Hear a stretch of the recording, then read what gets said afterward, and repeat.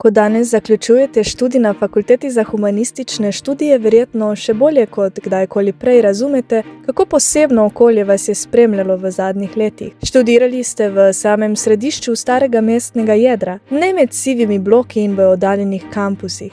Hodili ste čez Titov trg in Brolo in hiteli po zgodovinskih ulicah, učili ste se v prostoru, ki je na vsakem vogalu prežet s kulturo in zgodovino. Pavze med predavanji niso pomenile zgolj čakanje na naslednjo uro. Bile so pogovori s profesorji ob kavi, sprehodi do morja, da si izbistrite glavo in trenutki, v katerih so nastajale ideje in dolgotrajna prijateljstva. Med študijem ste se naučili povezovati vedenja iz različnih področij. Prav ta sposobnost povezovanja različnih znanj in kritičnega razmišljanja je danes ena izmed ključnih kompetenc sodobnega človeka. Študij antropologije te je naučil razumeti ljudi, kulture in družbene procese skozi opazovanje, analizo in primerjavo različnih načinov življenja. Študij arheologije te je naučil raziskovati preteklost skozi materialne ostanke ter iz najdb razbrati zgodbe o življenju ljudi, ki so živeli pred nami. Študenti kulturne dediščine ste razvili veščine varovanja dediščine, projektnega dela in komuniciranja z javnostjo, ki vam bodo omogočile sodelovanje v kulturnih ustanovah. Geografi ste se naučili razumeti odnose med ljudmi in prostorom,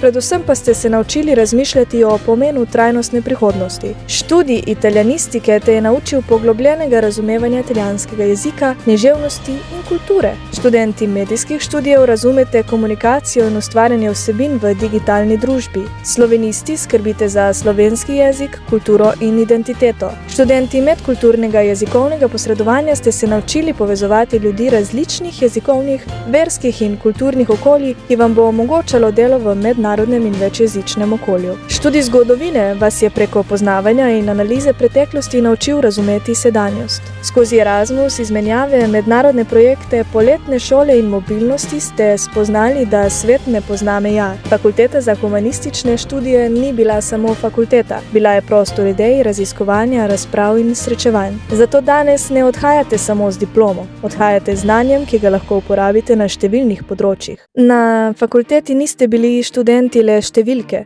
Profesori so vas poznali po imenu, mentori so spremljali vaše ideje, številne izzive pa ste reševali v osebnem pogovoru, ne le prek e-pošte. Ta pristop je ustvaril okolje, v katerem ste lahko rasli kot posamezniki.